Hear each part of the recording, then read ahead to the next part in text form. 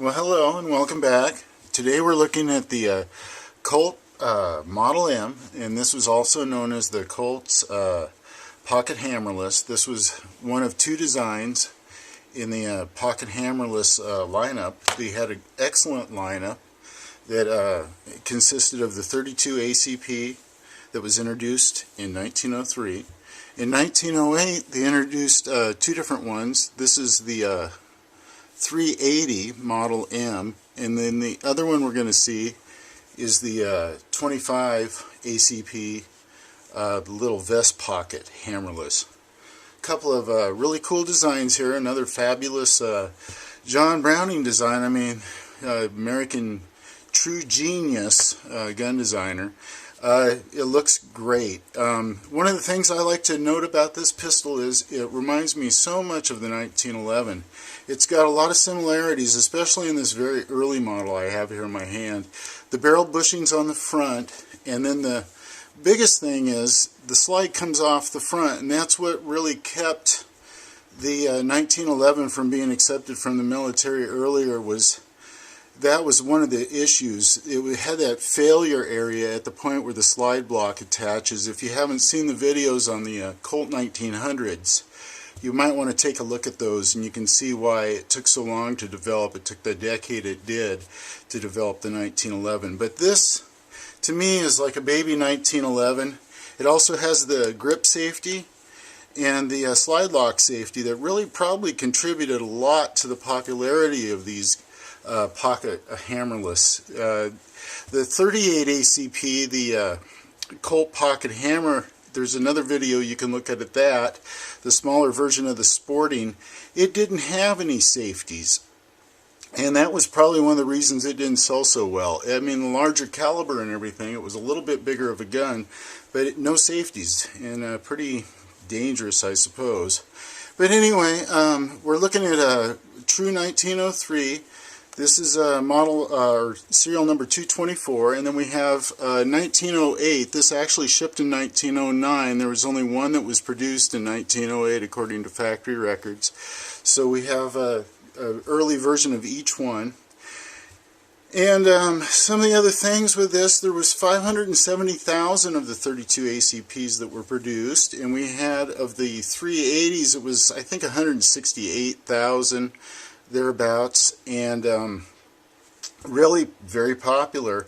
The civilian population loved these. The military used it. There was one order, I think, prior to World War II that the U.S. Navy Yards ordered these. I think it was 200 for primarily couriers. They were chambered in 32 ACP. It was adopted during World War II as a general officer's pistol. And it was, of course, issued to all the major generals: Eisenhower, Bradley, Patton, Marshall.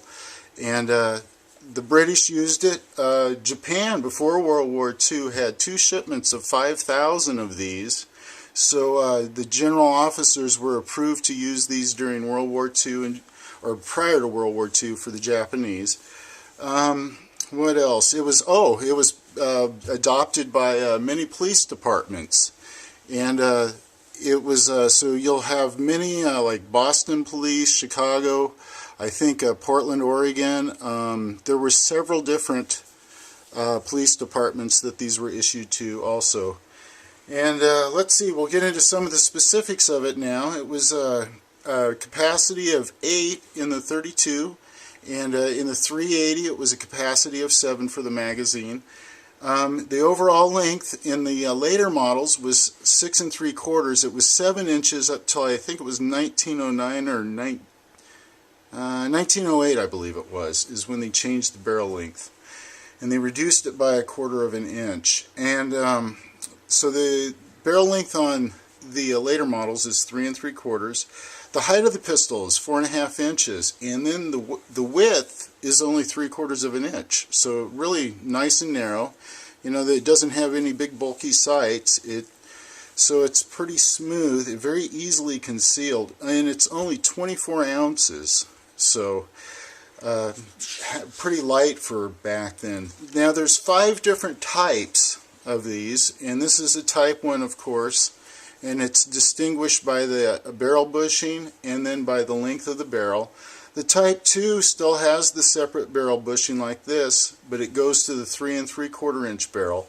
Then the Type 3, it becomes an integrated barrel bushing where the barrel bushing is integrated with the slide, and then the barrel turns and it's a notch to come out.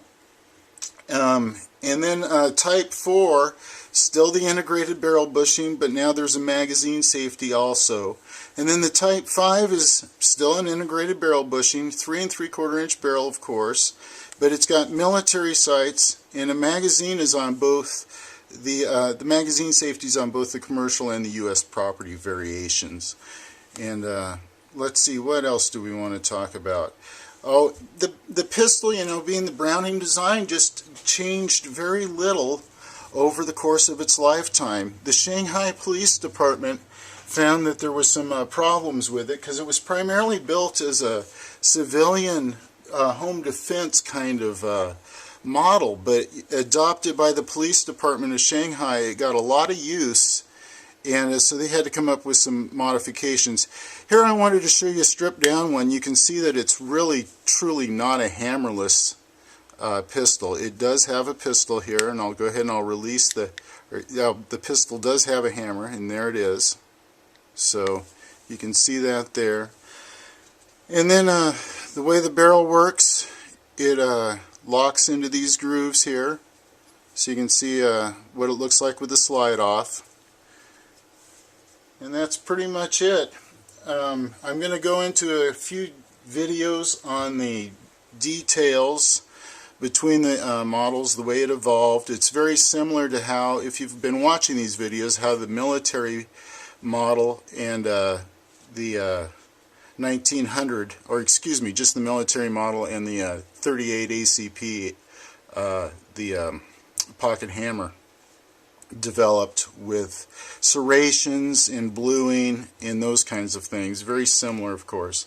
But anyway, hope you enjoyed the video. Just an introduction to the Colt Pocket Hammerless Model M. Thanks for watching.